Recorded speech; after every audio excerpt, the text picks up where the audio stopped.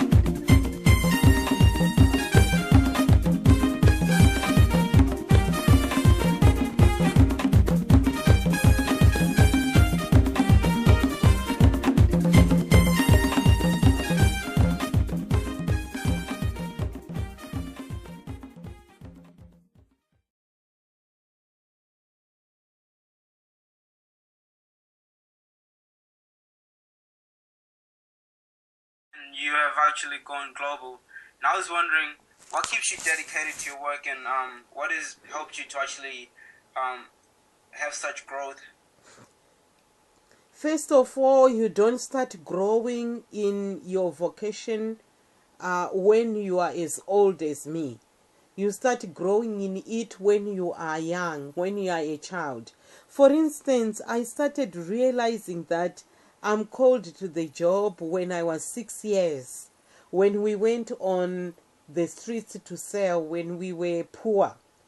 And I grew to understand that yes, there is poverty, yes, there is suffering, but also the life ahead has hope. The life ahead has got light. The life ahead has got people who hold your hand and walk with you. So I started developing positive energy. I started developing angels around me. I started developing good dreams. So I can say my work has grown from since I was 6 years up to 40 years. I've seen every day spiritual angels, everything talking in my heart to say there is good coming, not only for you, for someone. There are times that I found myself with no money to give to a girl, but all of a sudden someone goes to our PayPal and I see 200 pounds. As long as I commit those material resources to those who need them, spiritually I'm always awarded. So I have received so many things spiritually. Many people don't value those things. So that's how far my work has made me bigger than problems. Challenges have been there. You get called names. People don't trust you. You get so many obstacles as you do this work. But what has taught me to stay stronger is the fact that every day someone with encouraging words come. Someone with a new vision comes my way. Someone to hold my hand comes my way. Okay. As an individual, you have achieved a lot. But do you hope to achieve more in regard to your vocation? Like, is there an ultimate goal that you're aiming for? Oh yes, yes, definitely. I'm hoping one day to be a global leader, working maybe for the United Nations, most strategic points closer to the United Nations Secretary General. And even if I am to be the Secretary General, I would love to. Right now, I have made a big strides towards that position. I am now a gender-based violence expert for the United Kingdom Foreign Office. I've been called by a credible government, a good government, to go on the ground and help women who are being raped in war-torn countries. It's a scary job. One would shiver to do such work, but it's a calling. So I can say I'm one step towards getting to the top United Nations job. I know if I get there, I'll be able to influence leaders. I'll be able to support my charity that I started. I will also able to influence many other people to do good in order for the situation of girls, which is so appalling at the moment, to change.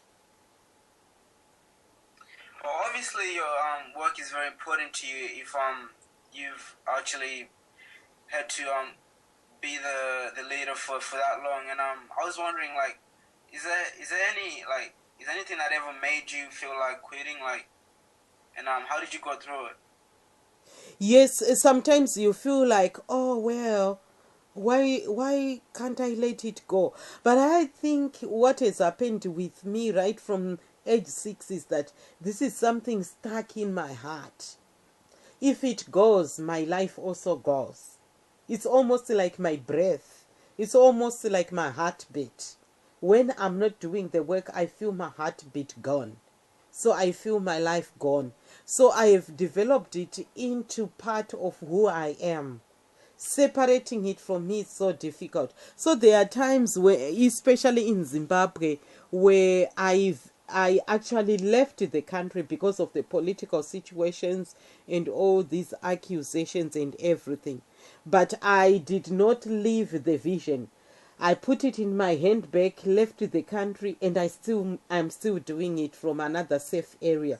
So sometimes I would leave a place, but I won't leave the vocation.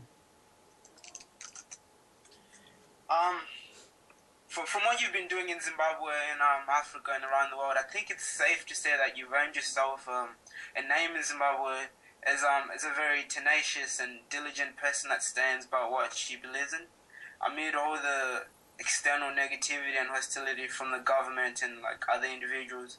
But what gave you the strength to just carry on with your work? And can you come again? like I think it's safe to say that you've earned yourself a name in Zimbabwe as a very diligent person that stands by what she believes in, despite all the negative comments and hostility from the government. Mm-hmm. But was there any external help from other people that actually kept you going? Oh yes, I received a lot of help. I received help from an organization called Ashoka because I'm a fellow.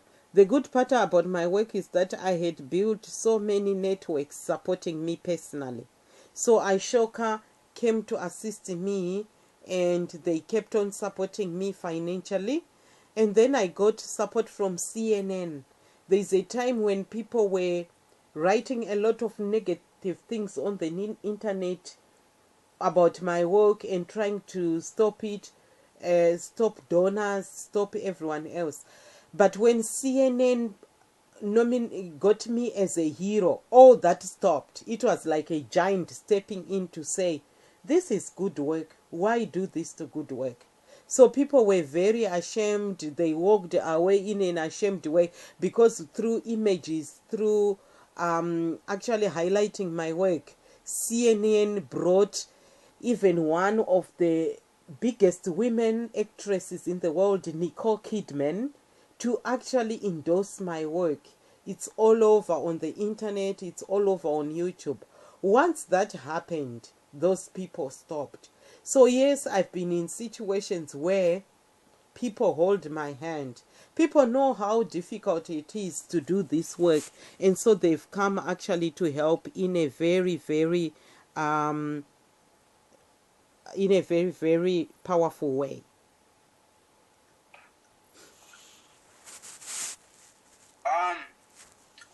Where do you see yourself in the next 10 years or so, in regard to your work? My work is going to grow. My work is going to be the biggest thing that has ever happened in the world. My work has actually already put me in a position where now I'm actually reaching out to more people. So I'm certainly what I wanted to be. I wanted to be a global leader. I wanted to tell people my story. I dreamt whilst I was on the streets as a vendor that you can be like those big women, you can be like those big men. So I am that. I didn't want to stay in the rubbles. God never created me to live a life where I'm miserable, a life where I'm a victim. God created me with all potential. God created me also to be a blessing to other women and girls. So I've done exactly that. You came from a disadvantaged background, and most wouldn't go as far as you have with the little you had. And I actually know that you've got so many poems that you wrote. And tell me, how did you become such an articulate and eloquent person? Most of me was built by my self-determination and hard work. Every day you wake up and you say, what sentence can I write? What paragraph can I write? What page can I write? What book can I write? So I later realized that when I was on the streets of St. Mary's, or when I watched my father abusing my mother, and I was a little girl who could stand up and say, Mama, you can't be abused. That was poetic in itself. That was an expression. That was what God wanted me to do, not only to my mother. So had I not seen problems in the home, I wouldn't have been where I am today. So sometimes we are not schooled by books in class. We are schooled by experiences. So I'm one girl who was schooled by experience more than academic.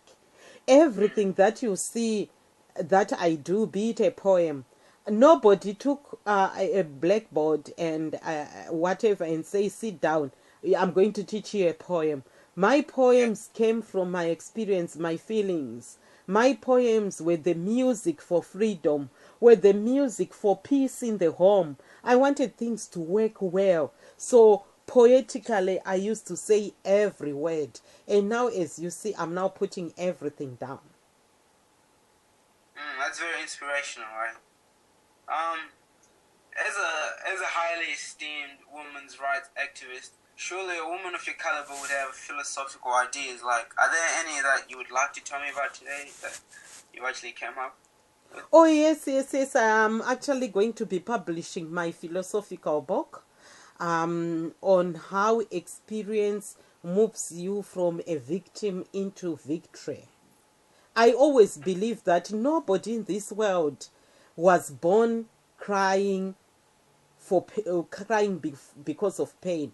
Everybody was born crying and shouting that I am here. So everybody who is not here, we must take them. And also I've come to see that the spiritual world links us to action. You cannot be a full person without the spirit constantly taking you to a next level. So all that I am today did not come from the fact that I'm flesh. All that I came from was a breathing out of my spirit. I also have a philosophy that once you've got angels around you, no devil can conquer. You can imagine how many devils were knocked out of my area.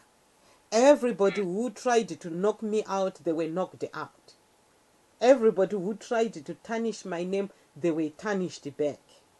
So I've got enemies I saw falling away.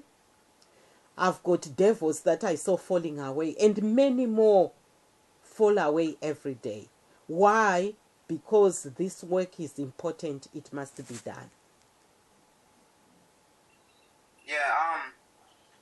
From the interview, I actually understand that your most of your life actually revolves around religion, particularly Christianity. And I was just wondering, what do you think what do you think is the relevance of religion in our modern society? I think religion remains with the most basic principles.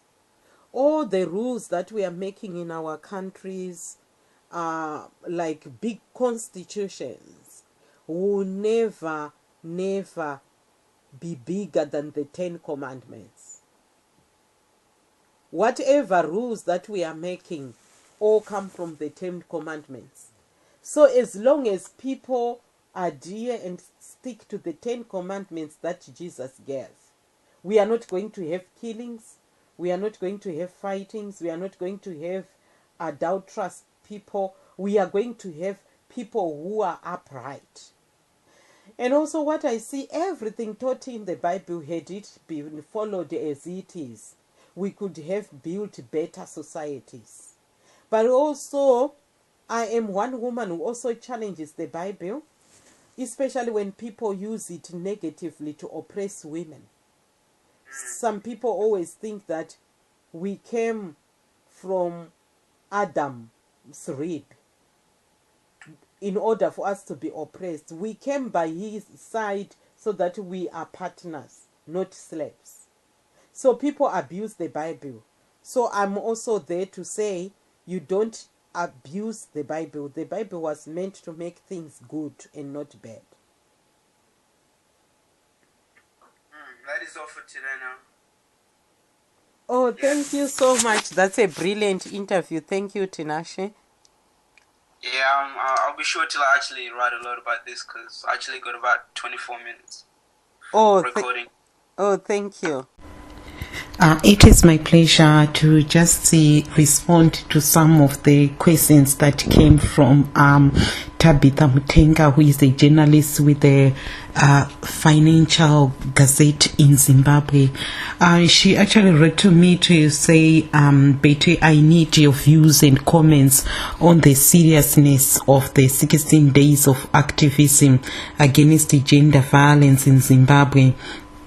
What benefits are there? Is it just a mere campaign as women continue being bashed every day, as protection orders issued by civil courts increase every day? What should be done so that the message is heard? I think here Tabitha has got some very pertinent issues. She has got some very serious concerns about how practical a campaign can be in actually stopping the violence in the home. I think to a greater extent, I just want to agree with you, Tabitha. I will explain why I totally agree with you and why you are raising a very important question. And at the same time, I will just try and give credit to the 16 days of activism in as far as I